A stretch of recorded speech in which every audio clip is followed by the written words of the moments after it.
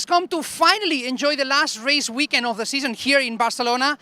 And that puts us in a bit of a melancholic mood. But before we get too sad and too sappy, we look back into what happened back in Jerez, the penultimate round of the 2025 season, where we had two very interesting stories to mention. Of course, we had our ninth winner of the season with Enzo Tarmaniscul, the Thai driver, and we had our championship winning performance by Mattia Colnaghi, who, of course, has already become the champion for the 2025 season. And he has moved on to do the Macau Grand Prix this weekend. So we wish him, along with the rest of the EUROCUP-3 contingent, the best of luck. Guys, you have to make us proud. But other than that, we look into what's happening here in Spain for the last round of the season, and we have a runner-up position to fight for. We have several drivers who want to, of course, get that second place, and that means that we have a lot to fight for this weekend. Two more races. As you can see, the conditions are going to play a big part this weekend, and we have to think about Jesse Carrasquedo a little bit further behind, mathematically still within chance. But it's going to be tricky for him. We have Casper Stuka, we have Ernesto Rivera, we have Valerio Rinicella, the drivers who have been, of course, the top drivers this season. Now that is the big story for the weekend, because we don't have some of our drivers that are missing because they are in Macau. But what we're not going to miss is the action. We'll have a lot of action, and this is particularly important, particularly relevant this weekend. Why? Because this is the weekend where we bid farewell to our current Tatus machine that has served us so well throughout the first 3 years of EUROCUP-3. So, time to bid farewell in the best possible way, to enjoy two last dances with this car before we have our new machine in 2026. So join us this weekend, because it's the big farewell party for the current car.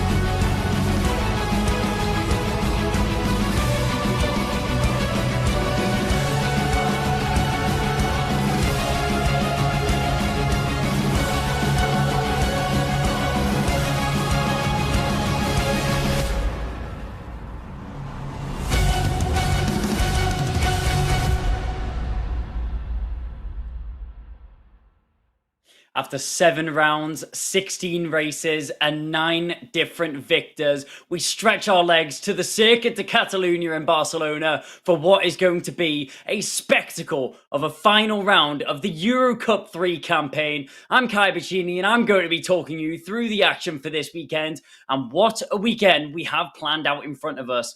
As mentioned previously by Alex, our championship winner of Matteo Colnaghi, he wrapped up the championship back last round. He's not going to be competing with us this weekend. He's currently competing in the Macau Grand Prix. So from everyone at EuroCup-3, we all stretch our fairest good looks and hope he is able to get a good result out there and do EuroCup-3 proud. But we still have plenty of action to unfold this weekend, and many championship battles and positions that are still to be decided. And what a track to take part at as well. Many say it is the home of Spanish motorsport, and the man on the ground, which will be taking us through it all from an eyes perspective at the home of Spanish motorsport, Alex Garcia, is down on the ground. Alex, what's it looking like down there? Hello, Kai. As you can probably hear, we still have the previous race going on, but that is no obstacle for us to start chatting a little bit, because of course this is a very special weekend, the last race weekend of 2025, and as you've probably seen, and we will be able to talk a little about it a little bit more, The starting grid is very interesting because we have a pole sitter who was not necessarily the fastest man on track on qualifying. That is Kasper Stuka. After, of course, Jesse Carrasquedo was the quickest guy on track, and he had that penalty, 5-place penalty, pending still from Jerez. So that puts us in a bit of a different position in terms of the runner-up fight, as opposed to what we were expecting. Maybe with Valerio Rinicella, we were expecting him to be a little bit faster. One of his best lap times was deleted, so he will be starting from P8. We also have some less usual drivers near the front. We have Emerson Fittipaldi starting from P2. He has always been competitive in Barcelona. He was quick last year here, and he will be a candidate. Kai, you know that we've talked about this often during the season. May we have a 10th winner today? That could be an option. There very much is the option for it. As you mentioned, a very different starting lineup to what we would have been expecting, with that 5-place grid penalty being given the way of Jesse Carrasquedo, our pole sitter, initially based off the qualifying results. Kasper Stuka promoted to pole, and Emerson Fittipaldi, the man that will be stepping up into the FIA rankings next year. He will be starting from the front row once again, but 10th winner, it's definitely on the board. For second in the championship, it is still only 9 points that separate Rinicella and Ernesto Rivera. But Alex, Rivera, he has the upper hand in terms of racecraft. He has more race victories on the board. Do you reckon that will go in hand with it? Well, we know, of course, that the circuit, the Barcelona-Catalunya, is not necessarily the best suited track for overtaking. However, for EUROCUP-3, it is still very much possible. So in that sense, drivers like Ernesto Rivera could still recover a little bit from behind, even though he's starting from further back from what we were expecting. I think it was P11. That also applies to Valerio Rinicella. So we have to keep an eye on those two, because those two will be not wanting, but needing to get close to the top. And of course, Kasper Stuka, starting from that P1 on the grid, getting a good start is crucial, because if he finishes on the podium, his chances to fight for that second place on the championship are very much bolstered. Jesse Carrasquedo, we've talked about it in the introduction video. We can talk about it now. He's a little bit further behind in the championship. He needs a disaster for everyone else, and he needs to be quick on the race and get that racecraft sorted out and get a good result. Not impossible. This is motorsport. We know that anything can happen, but I would say not particularly likely. So I think we have to keep an eye on those, let's say, 3 out of the 4 main runner-up position contenders. And why not some of these drivers like Emerson Fittipaldi? We mentioned before, he's been quick. He needs to finish that season on a high, because, as you very well remembered, Kai, he will be stepping up to FIA Formula 2 next year. So we have a future silver class here in EUROCUP-3. So always nice to keep an eye on the drivers who are promoting and who are potentially going to represent EUROCUP-3 around the world. Yep, Emerson Fittipaldi stepping up to FIA F2. He will be teammates and racing alongside Cian Shields, currently in the lineup for that 2026 grid. But Fittipaldi, and I wanted to mention this, Alex, Catalunya, it's such a grueling circuit.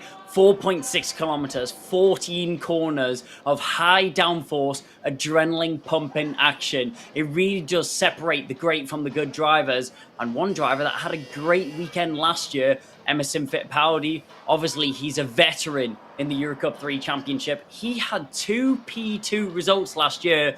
Do you reckon he'll be able to replicate that this year, Alex? Because I don't see why not. He could replicate it. I mean, he has the experience, of course, that always helps, both here in Barcelona and in EuroCup-3. And when you combine those two, he also has that. He's been quick so far this weekend. That also bodes well for him. And another thing that maybe we don't necessarily remember too often is that the circuit of Barcelona-Catalunya, as much as it is a grueling track, as you said, and very hard with the tires, with the machines, with the drivers, it is also one of the most common tracks to test at. That means that these drivers have driven here a lot, most of them anyway. They have been testing as well this week. So there have been some sessions here. People have been driving. Everyone's been lapping this track enough during the season that they know it well. So in terms of who is going to be quicker, if Emerson is quick at this point, I doubt that it's going to change much for the rest of the weekend. So could he replicate that? Yes, he could replicate it. But I reckon that he'll want to leave EUROCUP-3 with a win, because that is the best way to leave any championship. Leave behind a good legacy and just send that message, you know, what they say. Your last race is the one that counts. If on the last round in EUROCUP-3 he's winning, that's a good message to send to his future team, to his future rivals, to his future teammate, and to the fans as well. The words of a racing driver: tackle every race like it is your last, and that's exactly what Emerson Fittipaldi is going to be wanting to do this weekend. But Alex, we've mentioned that so much testing, so much racing goes on around this circuit. It's such a historic track in motorsport history. Ever since 1991, we've seen the likes of Formula One circulating and racing around this track. And EUROCUP-3, it's been on our calendar ever since the championship has formed. What do you think it is that makes this track so special, Alex, that makes us want to come back every time? I think it's just one of those tracks that's basically become a classic in terms of motorsport. Ever since it joined the Formula One calendar in '91, it's been there every year, at least until next year. We'll see after that. Which, of course, it also means that it is one of the circuits that Formula One has visited the most throughout its history. And you're probably wondering, some of our viewers anyway, what does Formula One have to do with EUROCUP-3? Well, of course, all these drivers want to go to Formula One. So there is always a benefit to racing in a circuit where you might find yourself racing in the future. You add to that we're in Spain. Spain has always a much wider range in terms of how many months you can race or test at. So we test here often. We can race here anywhere from, I would say, pretty much March until December. I've seen races here in December in the past. So it is very attractive. It means there's a lot of time during the year where you can race. It means it's very easy to slot, or, you know, as easy as it can get anyway, to slot a race weekend. And for series such as EUROCUP-3, that makes it very attractive. It's a well-known track. It's a track where you test often. It's a track where you can sort of easily slot a race. So that makes it like the perfect candidate to race here. Maybe as opposed to other circuits like Valencia or Jerez, which maybe are not the best for car racing or for single-seaters. They're a little bit compact.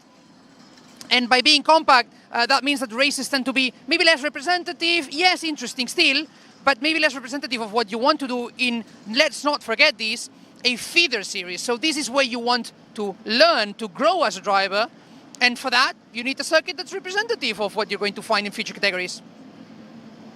As you mentioned, Alex, a circuit that is competed at all year round, from March to December, you've just mentioned here.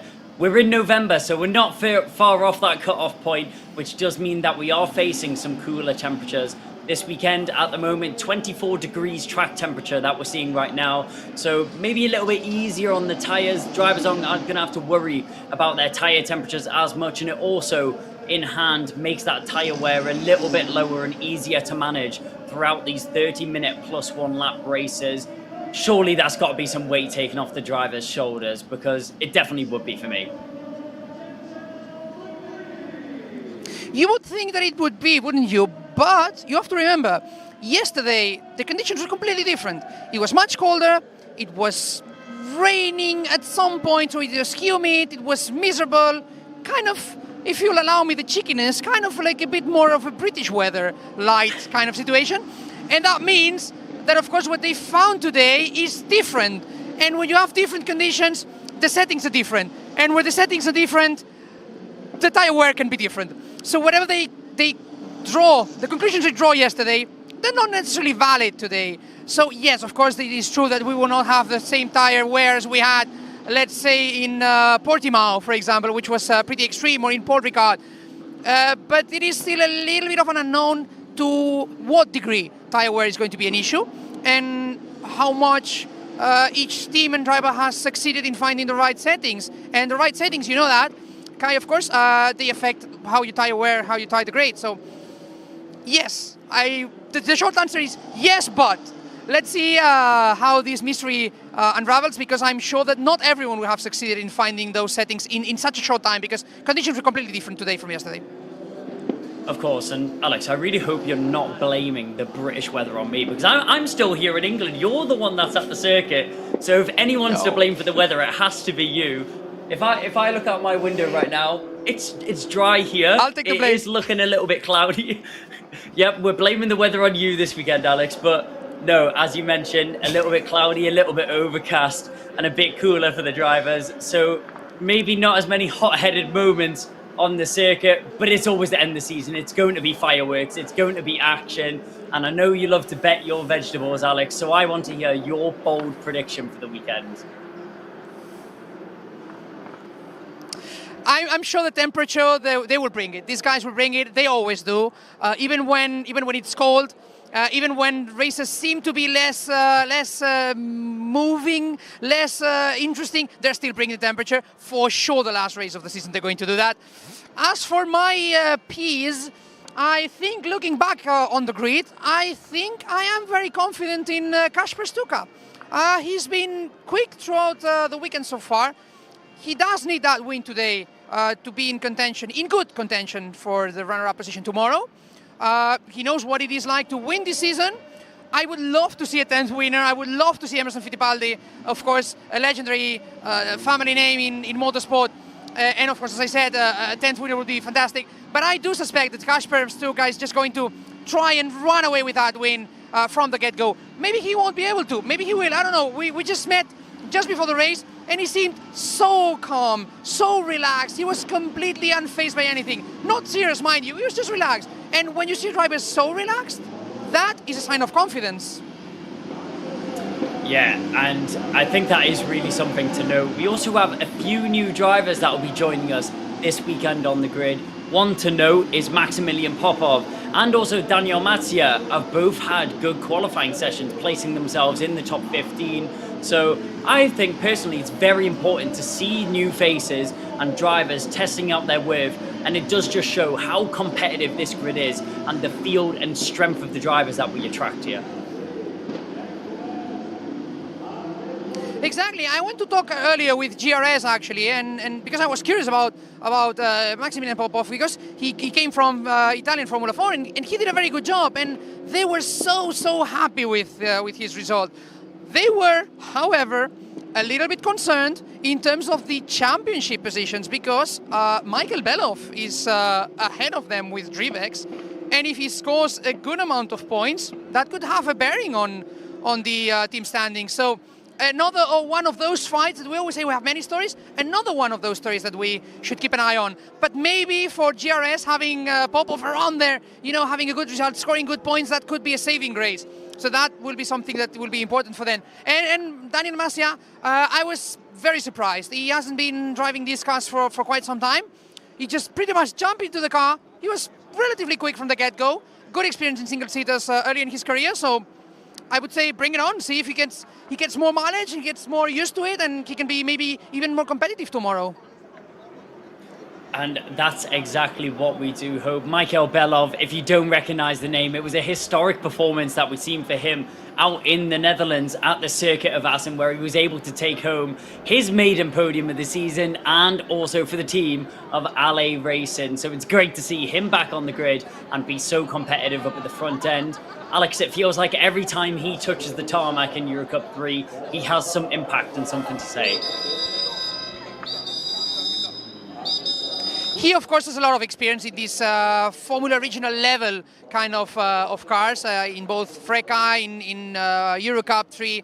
So when he touches this chassis, he knows how to make it click, and he knows how to set it up, and he knows how to make it go fast.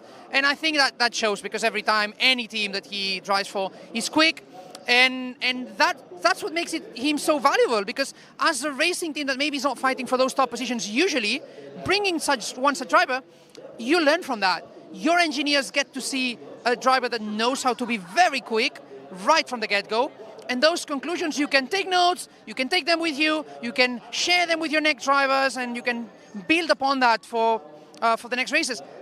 It is true that this weekend is different, because this is the last race weekend of the current Tattoos machine, so all the information that we draw from here now is not really valid for next year. But it is still something that you can learn from having a good driver on your car, that's for sure. Yeah, and last time out in Jerez, Enzo Tarvinichko, he was right on top of the pace, and he's still looking to be strong. We've seen some good lap times from him over the practice sessions, and also in qualifying. This is a track that he's also competed again in the past. Maybe not looking for a podium so far in the first race, but one name that's up there always has supporters in the YouTube comments. Maciej Gladiš is starting right up at the hot end of the field, and I can't wait to see what he's able to do from there. It's so good to see Maciej near the top. He has endured a really hard season, and it is a shame because he was so quick in the Spanish Winter Championship. We know he has the talent, we know he has the speed. It is difficult to see and to understand why things have not clicked as they should have this year. We know that he's going to be in FIA Formula 3 next year with a good team as well. So I think he needs that bolstered confidence to finish the 2025 on a high. We know that he has the skills. So if he's been comfortable so far, why not? He could be a challenger for the podium and, dare I say, a win. If he has a good start, he could maybe join it. As I'm saying that, I'm just feeling a little bit more humidity here in the air. I do not think it will rain. It doesn't look like it will rain. But I couldn't accurately say that it won't rain for the rest of the day. So let's just keep an eye on the sky. Well, he might have just cursed it there. Remember, everybody, if it rains, you've got Alex Garcia to blame for it. Remember that name, and you can note that down on the social media channels. You can blame him for it if it does rain. But it would definitely put on for an interesting race. It may not have been raining, but fluids may have been flowing so far this weekend. An emotional end to a EUROCUP-3 campaign. Alex, you've been down in the paddock so far this weekend. What's the vibe like down there? What's the emotions going on? It's mostly festive. It's at the end of the season. There's a lot to celebrate. Most of the drivers are happy to be here one more time, to race again, to enjoy, of course, going on track. I mean, you know, the drivers, you guys don't really like being out of the car for too long. So anytime that you're in the car, it's good. Remember that these guys have not raced for almost 2 months. So that is why it's cause for celebration. We have as well, if you check on social media, you will be able to see it. We do have our new machine for next year here in the paddock, and it's drawn quite a bit of attention because it is a very cool looking machine. It recently had its shakedown in Italy. Everything went without a hitch. The car's fantastic. It's going to be mega for the championship. It's going to be quick, it's going to be exciting, and for those who are maybe a little bit more traditional in terms of motorsport, remember that this car is in many ways the heritage of the Formula 3 machine that Max Verstappen drove when he competed in that already historic 2014 campaign. So that's the legacy that's reaching us here for the 2026 season, and I think that is just spectacular to enjoy. Well, Alex, thank you very much for your inputs, and I'm sure we'll hear from you again later on. The grid is now being cleared, and with the 1 minute board already being departed out of the way, all of the officials and every single team employee will now clear the grid until it's just the cars that are left standing alone, ready for some fierce racing action. And what a race is going to be. 15 seconds is now the board we see, and we prepare ourselves for the first of 2 final races in the EUROCUP-3 Championship. And what a way to round it out at the Circuit de Barcelona, Catalonia. Green lights are on the gantry, and we will get underway with our formation lap. So let's have a look at what our starting order is going to be. It's going to be Kasper Stuka starting on pole, with Emerson Fittipaldi alongside him. Mikhail Belov and Maciej Gladiš will be on the second row, from Jules Caranta and Jesse Carrasquedo. The driver, which originally put it on pole position, will now be starting in 6th, due to a 5-place grid penalty that was awarded for a post-race incident back in Jerez for round 7. The row behind them on row 4, we're going to see Andreas Cardenas and Valerio Rinicella. Rinicella, obviously in that fight and in that drag race, the second in the championship. He finds himself in that spot right now, quite comfortable, but 9 points behind him. There's quite a few drivers that could get their hands on it. And that man there being Ernesto Rivera. So the 2 drivers competing for second in the championship are separated by 1 place. I can't wait to see how this one unfolds. Garrett Berry will join alongside Ernesto Rivera from Maximilian Popov and Alexander Abkazava starting in 12th position. Kai Diriani and Daniel Macia will be behind them. Yanni Steven Haydens and Luciano Moreno will then follow from Lorenzo Campos. Ariel Elkin, new to the championship, but looking to put up a fight as well. Adam Hideg and Lenny Reed will be on the 10th row from Jorge Garcias and Isaac Barashi. Zach Scalaire and Alchu Felderman will round out the 12th row from Enzo Tarvanichko and Ricardo Baptista, rounding out the 26-car grid that we have here for the final round of the EUROCUP-3 campaign. What a season this has been. As Alex mentioned, we've had 9 winners out of 16 races. Looking to make it a 10th. It's definitely possible to do so. As our pole sitter of Kasper Stuka, he's already won one. But you know who hasn't so far this season? Emerson Fittipaldi Jr. The Brazilian sensation starting on the front row, getting promoted to FIA Formula 2 next season. He's going to want to round out his campaign on a bang. So let's see what he is able to do from second position on the grid. Drivers weaving left and right, trying to get some warmth and rotation into these tyres. With low track temperatures, it's not going to be easy to do so. So most of the work will be having to be created from these drivers, putting some work into the steering wheel and making sure a good heat cycle is put through those wheels. You don't want to weave too much though. You don't want to do too many burnouts because you don't want to overheat your tyres. Sliding around a circuit like Catalunya is going to be detrimental to your race pace. Very high downforce and very high degradation on this circuit. You may think 30 minutes doesn't sound like a long time, and it is just a sprint race. But even in that time, drivers are going to have to be cautious, and they're going to have to be thinking about their tyre wear if they want to make the most out of these cars all the way to the end of the race.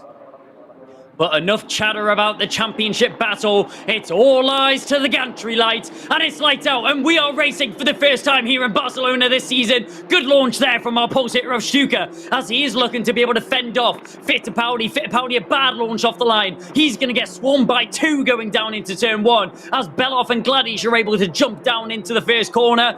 Looking to recover, Fittipaldi will slot into 4th. He's managed to get a couple of positions there. Has Maciej Gladish as he jumps up to 3rd place. Couple of drivers being spat off in the background, but just about everybody filing through and keeping it clean between them. Watch out for the Red Bull Junior driver trying to get involved of Jules Caranta as he's looking on the inside of Fittipaldi. A couple lockups throughout the field. No contact just yet. Nobody skirting off the field, and that's exactly what you want to see. Spectators watching along, they'll see Stuka come through your picture first, followed by Belov, Gladish. Fittipaldi has now dropped down to Caranta as Caranta gets himself up into 4th. Rinicella, Carrasquedo, Cardenas, Berry, and Abkazava round out your top 10 for now. As everything seems to calm down up at the front end in the mid-pack, it's a completely different question, with drivers squabbling for positions left and right. For 5th position, we're seeing a battle now, as Fittipaldi just can't seem to fend off Valerio Rinicella. The long way round is opted for, and he's going to hold it, will the 55. You'll pick up the place in the orange MP Motorsport colours, the orange flag of Spain, but no, it's a Dutch team. Valerio Rinicella will promote himself up into 5th position, and Fittipaldi drops down to 6th. A nightmare start for the Brazilian, but just seemingly caught off guard, corner after corner. Nothing that Fittipaldi can do to respond. In the background, cutting left, cutting right. Cardenas is trying to hold off Berry. A defensive again goes Fittipaldi. Now, I do wonder if there's a problem there for Fittipaldi, because he just really seems to be struggling for pace, even on the exit of corners and down the main home straight. We saw a lot of time gained there by Jesse Carrasquedo. Carrasquedo seems to be a revenge job. He's just trying to gain back as much time as he can from this 5th-place grid penalty that he was awarded heading into this race. Obviously, that 5th-place grid penalty was already playing effect on the mind of Carrasquedo, as he knew it would have been coming going into the qualifying earlier on today. So he just had to make the best of every single session possible, and he did so by getting that overall fastest time in qualifying and picking up the overall pole. Dropped down to 6th, but looking to recover. Let's get a replay of the start here. Fittipaldi just slow off the line. His second phase really struggled, did the 77, to pull away off the line.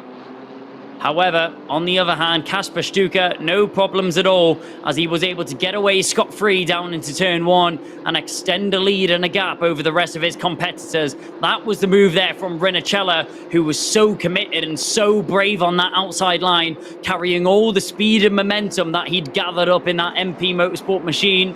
He managed to get himself up into 5th position and past Fittipaldi.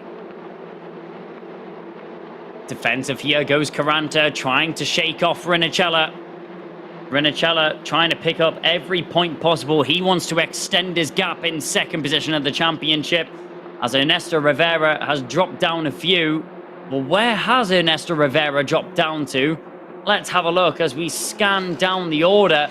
Down to 18th position goes Ernesto Rivera. Now, he started in 9th. So what has happened to Ernesto Rivera for him to be losing 9 positions on the first lap on the inside? That was a late move, and he's committed to it. Valerio Rinnicella, he shows his intentions are clear. Darts to the inside. Just about covered off was Caranta. The Frenchman having to put everything into it to hold on to that 4th position. But Rinnicella, his intentions are clear, and he wants that 4th position and to keep tanking forward, looking for a podium. Let's see what Rinnicella is able to plan out. Corner after corner, he will be scanning his competitor in front. You'll be watching for any mistakes that unfold, any sort of mishap that happens for the Red Bull Junior driver. That will be logged into the memory of Valerio Rinnicella, and you'll know for the next time round that that is a weak point of his competitor. Here we go, down towards the final bend. Kasper Stuka, fastest lap aboard him, and 2 seconds back to Mikhail Belov in 2nd position. Belov looking for his 2nd podium of the season. And Rinnicella looking to pick up his 8th. Down the home straight we go. A little bit of a gap there between Caranta and Gladish. Slipstream and the boost button was available there to Valerio Rinnicella, but not able to take full advantage of it just yet. Kasper Stuka out in front, looking to pick up a 2nd win of the season. He's currently 4th position in the championship. He is able to contend for 2nd place if everything goes in his favour. But we'll have to crunch the numbers after each race and see what is able to happen. A little bit of a kick out on the rear end there from the number 12 of Alexander Abgazava, as Abgazava was just trying to get a better exit and catch his competitor off guard.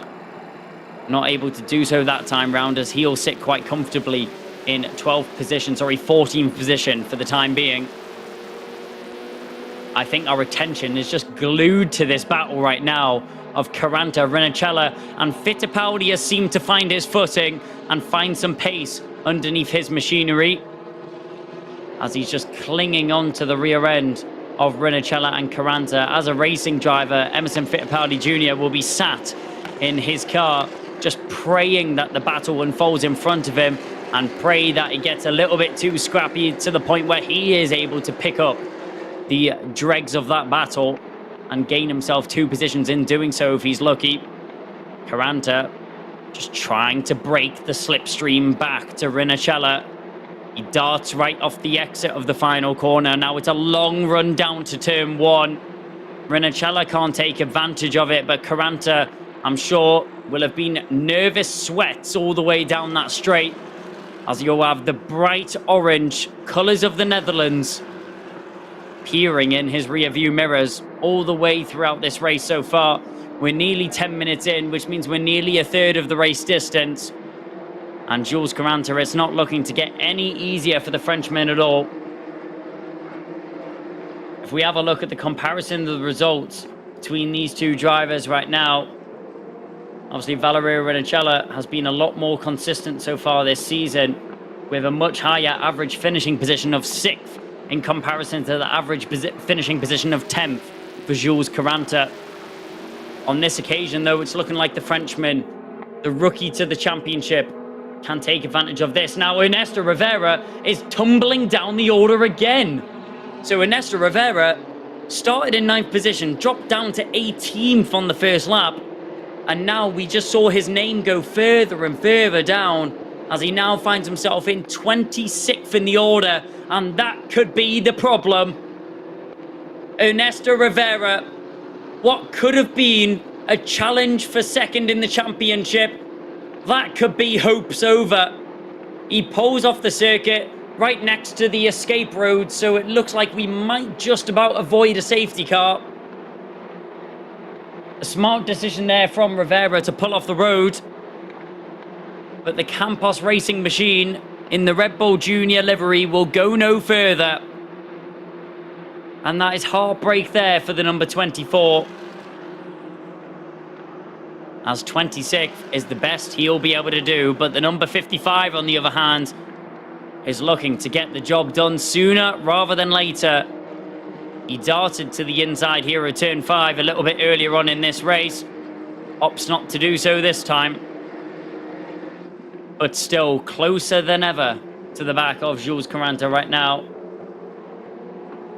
Jules Caranta in the Campos Racing machine. Campos Racing being fourth currently in the constructor standings. Still a strong car that's underneath the Frenchman. It's managed to bring him home a race victory in 7 podiums. Sorry, not a race victory in 7 podiums. That is the statistics for Valerio Rennicella, and that's how he finds himself second in the championship. But no wins yet on the board for Jules Caranta. 3 podiums and 6 top 5 finishes, though, and 2 pole positions. It's hard to take your eyes off his talent, and clearly proving that race wins don't matter at all, as he's fending off a previous race winner in the championship. Valerio Rennicella took that race win earlier on in the season back in Assen. Assen, very similar in the terms of Barcelona, where it's a difficult circuit to overtake. Obviously, Assen known for their TT bike racing, and mostly known for their MotoGP contributions as well. A very slim circuit in comparison to the likes of Barcelona here, but very similar in the likes of there is not many overtaking opportunities, and if drivers do want to make an overtake, they have to make it work for themselves. Now, watching these 2 drivers circulate around the track, it is very interesting to see the difference in racing lines between the 2 of them. We saw just there, when they were making their entrance to turn 4, a lot more of the rumble strip and the runoff was being used by Valerio Rennicella to try and open up the corner, allowing him to carry more speed. However, Jules Caranta taking a more direct approach to the apex, as not opting to use the rumble strip, not wanting to upset the balance of the car, and to keep it as steady as possible, maybe sacrificing a little bit of entry speed, but possibly gaining on the exit. Either way, it's clearly working out for him so far in the number 83, as he currently still finds himself in 4th position, not able to contend or knock on the doors of podium position, as Gladish and Belov there, going through your pictures, are 4 seconds in front of these 2 of Caranta. Rennicella, Fittipaldi has dropped a little bit back off now. Once again, cutting out the racing line, trying to break the slipstream. It's all mind games right now between Caranta and Rennicella. But Belov and Gladish are closer than ever. What is Gladish able to do here? Gladish started in 4th position. Belov started in 3rd. They're both up 1 place from their starting grid. But Gladish, I'm sure, will be wanting to be up at least 2. Mikhail Belov, he's only had 1 podium this season, and that was a 2nd place finish in Assen. Trying to get another 2nd place finish on the board here in Barcelona.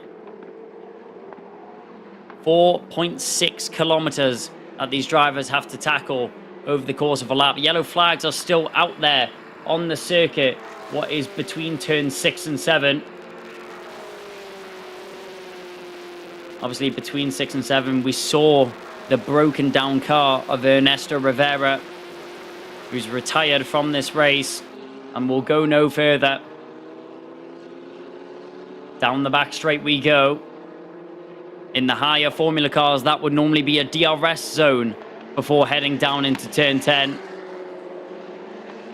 Up towards 11 and through 12 we go now. Down the final bend of 14. There goes Kasper Stuka to round out another lap of this Catalunya circuit. A very flat track overall. You may see a little hump in the circuit there. There's only 30 meters of elevation over the course of this lap. Very different to a track like Spa that these drivers had to tackle over the course earlier this season.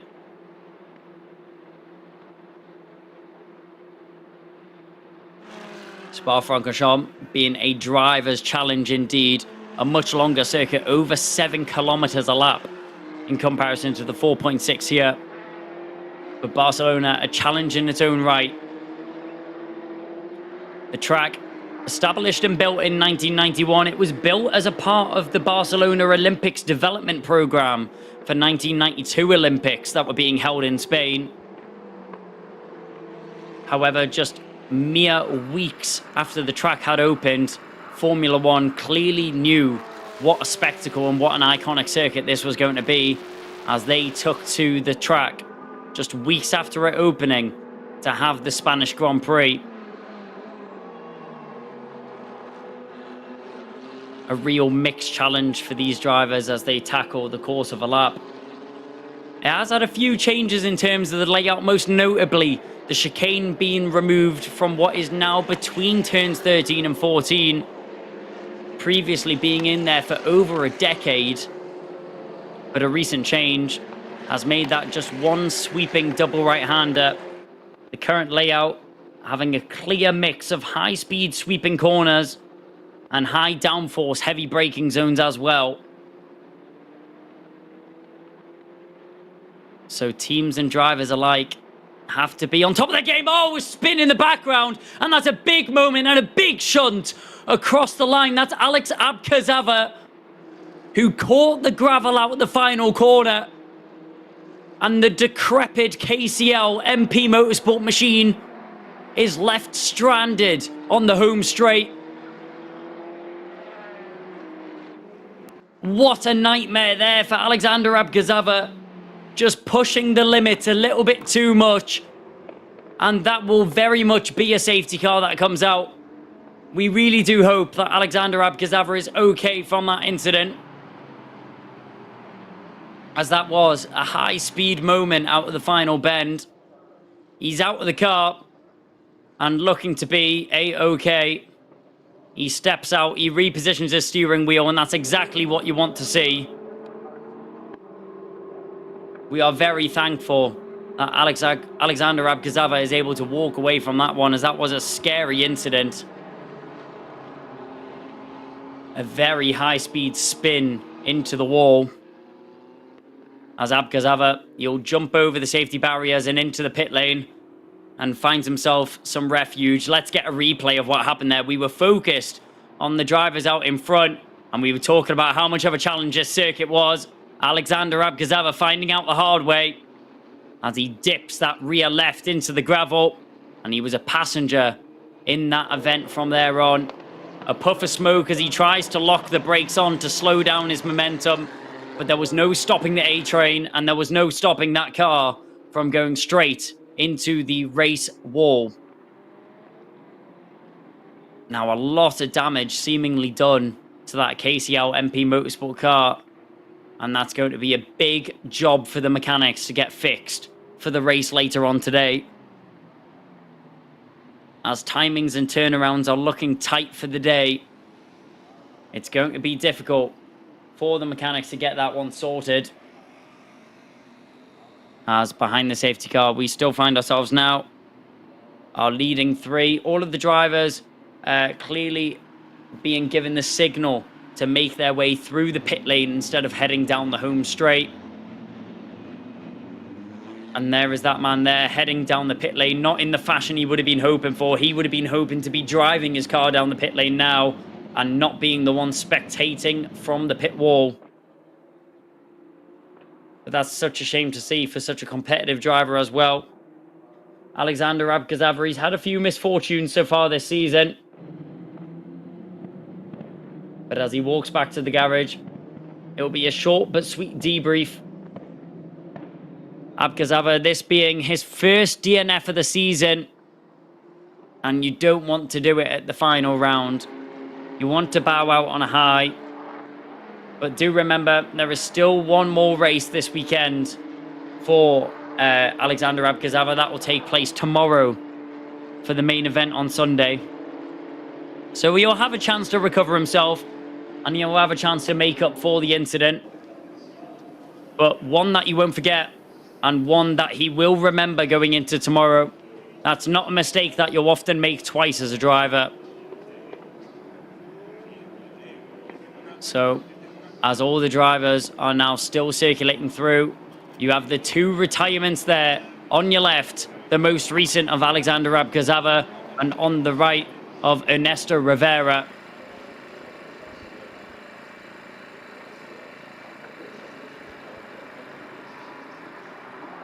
So Abgazava walking away in dismay and understandably defeated and upset. The safety car still out on the circuit.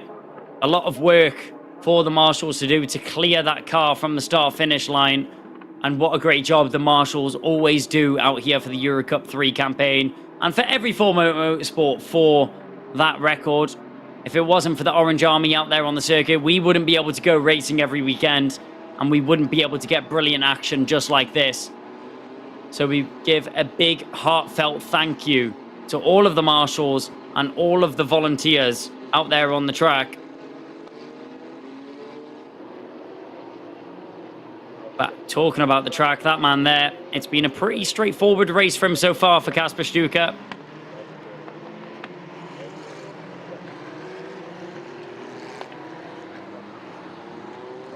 So around the final couple of bends we go. 10 minutes has now been ticked down to on the clock. So now around through the pit lane once again. We'll manage to hopefully get a look at what is going on with that car on the home straight. Safety car pulls them through the pit lane. And Kasper Stuka, if he's able to keep up the pace that he's had so far this season and throughout this race as well, he's looking to pick up a second victory for the pole in the Griffin Core machine. Griffin Core being third in the championship behind Campos Racing. Team standings already being decided last time out in Jerez as MP Motorsport were able to clutch a great victory. Oh, and another driver that seems to have had some issues this time. You don't often see this under safety car procedure. It is Isaac Barashi that looks to be the most recent retirement from this race. Now, will he be able to get that car going again? It looks like it could have been a mechanical or an electrical fault by chance. That's happened for the number 26. But in the background, you may see that we have the recovery vehicle on the circuit. And they are just clearing the final remains of Alexander Abgazava's car. So with the safety car being still out on the circuit, this is going to be playing on the mind of the drivers. For the likes of Kasper Stuka, I'm sure he's confident in his ability, but especially when you've already eked out such a large gap over your competitors earlier on in the race, this will be a hit to your confidence. He knows he can do it once, but can he do it again? As a racing driver, sitting behind a safety car or sitting under any type of caution, you start to get in your own head. And that's the last thing you want. You just want to be purely focused on the track and on the racing as well. You want to stay in that mindset of pure racing adrenaline. And with the adrenaline now calming down, we'll see the remains of Alexander Abgazava's car and that rear end not looking too healthy, I think it's fair to say. The recovery vehicle also towing back Isaac Barashi So Barashi will be the third victim of Circuit de Catalunya. In just the first race of this weekend, we have 3 retirements and plenty of action to still unfold, as Alexander Abgazaba's car is now returned back to the pit lane. And what will the MP Motorsport mechanics be able to salvage from this wreckage? We'll have to wait and see what form that is going to be in for tomorrow and for the main event. But looking at the screen, especially from my perspective, I think it's fair to say that it is a lot darker than we saw earlier on.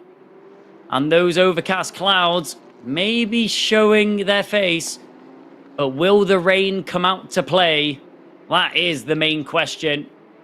And out of that final bend there, you could really see on the camera how dark those grey clouds are over the top of the circuit. Safety car circulating once again. There is a good chance that this is the final lap we'll see under safety car. So that does mean it could just be 4.6 kilometers until we see racing action resume once again. This track, drivers, I'm sure, will be trying to keep their tyre temperatures as high as possible. That is what they're doing by weaving left and right. Kasper Stuka leading the pack in doing so. But also just getting a feel for the tarmac underneath them. So many significant sections around this circuit, even the high-speed corners, such as turns 2 and 3. Just any sort of aero wash on the car, and you're going to be losing tenths of a second, which is such a large margin and so crucial that you're on the pace. Even hundredths of a second is such a large gap, and very unlikely to see from our greatest drivers, but not what you want to see at all from any of them with how competitive these drivers are out on the circuit. Safety car lights are still on for the moment, but it can't be long. And there it is. The safety car lights are off, and that will flick a switch in the head of these drivers. Right, let's focus up, get the car up to temperature, get it ready for racing action, and let's go again. It's a 5-minute shootout.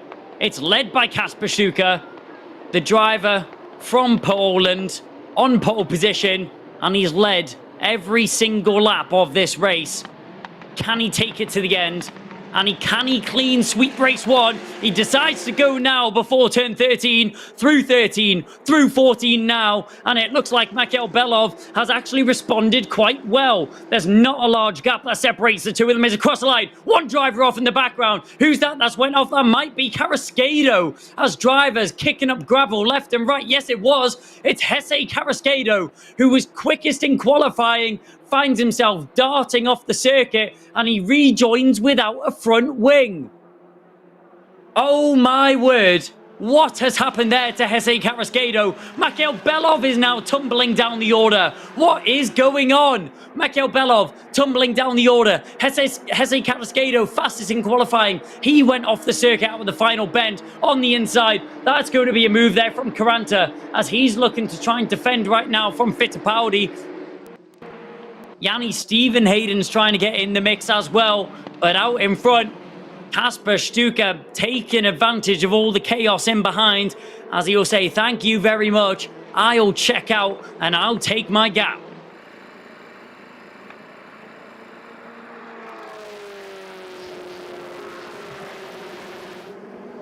There is Alexander Abgazaba's car once again being towed back to the pit lane.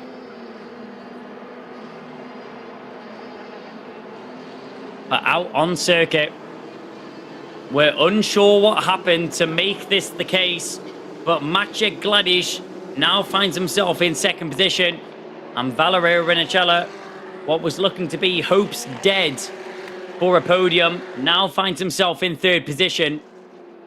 Before that safety car came out, it was looking to be a world of problems if Valerio Rinicella wanted to find himself on the podium again. But down the home straight and towards the first corner we go. Kasper Stuka still leading the way. Clock ticking down. 2 minutes and 35 remaining. Valerio Rinchella, from what was looking to be a secure 4th or 5th position, is now contending for what could be a 2nd place finish. Maciej Gladish, rookie to the championship, he doesn't have that experience in these cars and on this circuit that the number 55 in behind him does. So will Rinchella be able to take advantage of that experience? Let's get a replay. Try and find out what happened here to Mikhail Belov. This was the replay. Sorry, out the final corner. We'll see Jesse Carrasquedo go darting off in the background. That's Stuka. He took the green flag out the final bend. Looks like there may have been a little bit of argy-bargy out the final corner. And possibly Carrasquedo being forced off the track. But we'll leave that one up to the stewards. Obviously, I'm just the commentator watching along in the box, so I don't get the full picture.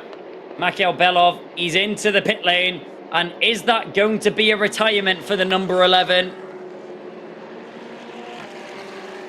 It was panning out to be the dream return to EUROCUP-3 and another podium to add to his tally. But as he finds himself in the pit lane right now, Mikhail Belov could be the 4th victim claimed by the Circuit de Barcelona, Catalunya. Down the home straight once again. Let's keep an eye on Rinchella as we have news from the pit lane from our correspondent of Alex Garcia. We have a confirmation of the retirement for Mikhail Belov as he's been pulled into the garage. That will be the last we see of the number 11 for today.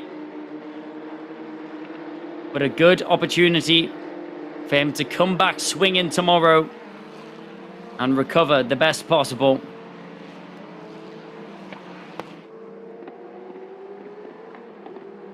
So now out in front, Valerio Rinchella, whilst he was off our cameras, we see the move for 2nd place.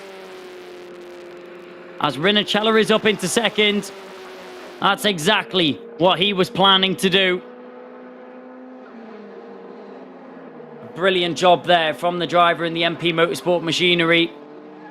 He's up into 2nd, and Gladish just wasn't able to contend with the pace that the 55 is putting down on the circuit. Gladish just struggling in general now as he's falling into the grasp of Jules Caranta. So Caranta round the final bend, and this will mark what is going to be the final lap of this race. But a competitive position, the race is still on. Can Caranta find himself in a podium finishing position? There's a good chance of it, and I don't see why not. Let's see what they're able to do. Caranta in the Red Bull Junior colours. And it's Maciej Gladish in what is going to be the number 7 car. So Gladish, MP Motorsport colours. Red Bull Junior colours going the way of Caranta. Let's keep an eye on them as they circulate for the final lap. Through turn 4 we go, down through 5 now. As Rinchella just extending a nice breathable gap back to the driver in 3rd position right now. Watching along all the marshals and also the retired car of the similar Red Bull Junior colours for Ernesto Rivera. But through out of turn 9 and down towards 10 now. Kasper Stuka out in front. He had extended a sizable lead before the safety car. And the safety car posing no threat to him, as he's able to now eke out another 4.3 second gap. As rounding the final couple of bends now, we look to the front and we look to the stars. Kasper Stuka will round the final bend to win the first race of the final round here at EUROCUP-3 to pick up his 2nd victory of the season. What a race there from Kasper Stuka. And with it being a non-point scoring finish for Ernesto Rivera, Kasper Stuka also promotes himself up into 3rd in the championship. So it's third in the championship now for Kasper Stuka after a dominant race victory and a dominant display of speed. He gets himself up into third in the championship. Rinnicella, he'll come home in second, picking up a nice haul of 18 points to add to his tally. That will put him up onto 203 total points. The 25 for Stuka puts him on a grand total of 187. So still 16 points that separates Rinnicella and Stuka for third in the championship. But that battle, second and third in the championship, it will roar on into tomorrow. So 18 points for a second place for Rinnicella. 25 points in a race win for Stuka. Fastest lap also went the way of Stuka, so he gets that on merit. And after 17 grueling laps of racing and 4.6 kilometers per lap, the drivers have had a mammoth task of facing what has been a grand total of nearly 80 kilometers over the course of this race. That's a long time to keep your head screwed on your shoulders and make sure that you're on your A game for the whole time. And Kasper Stuka did exactly that. He didn't just get the fastest lap, he got the fastest lap with the fastest first sector, fastest second sector, and fastest third sector as well. So a clean sweep so far for Stuka. It was pole position. He's led every lap of the race and also the fastest lap going his way. Sets himself up beautifully for his prospect of tomorrow. And if all goes well for him tomorrow, and it doesn't go in the favour of Valerio Rinnicella, it could be a dream weekend that sees Kasper Stuka go from 4th to 2nd in the championship. What about that?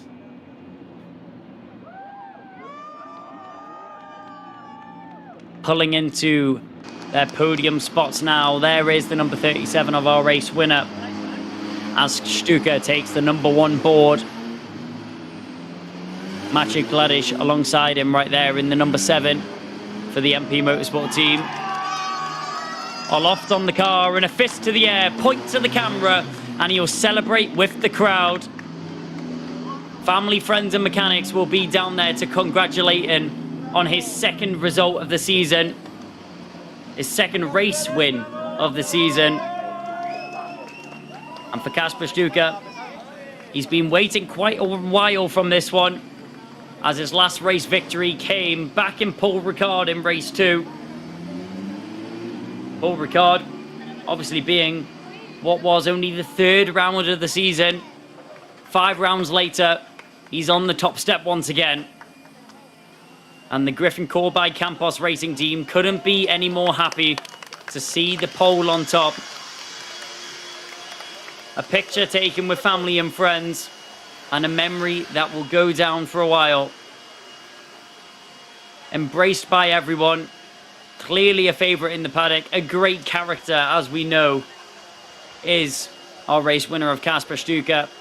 And all the way through his racing career, he has had a taste of victory and a taste of triumph. At only 19 years old, you do just wonder what is embraced for the future of this young man.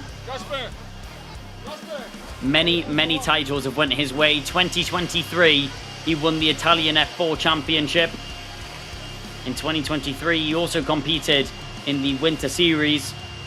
From there on, he is trying to do the best he can.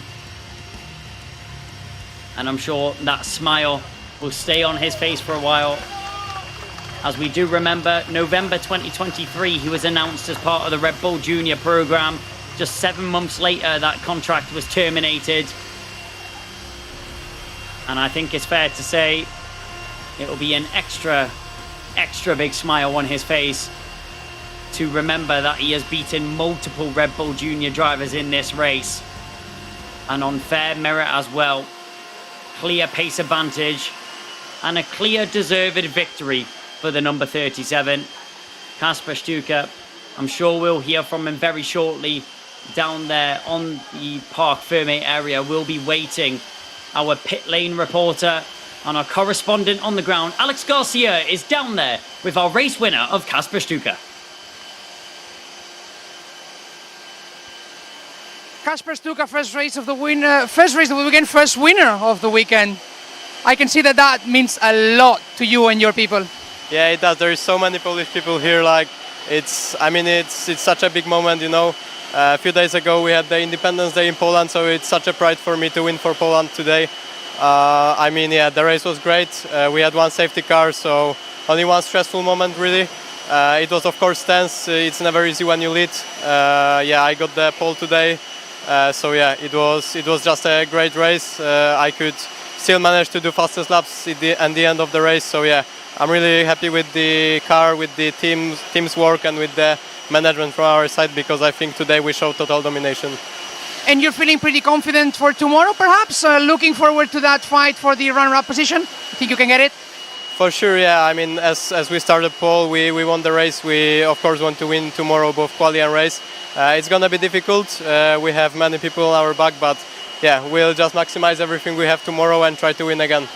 And a cheeky question for you: how much would that mean to get that second place in the championship ahead of some Red Bull junior team drivers?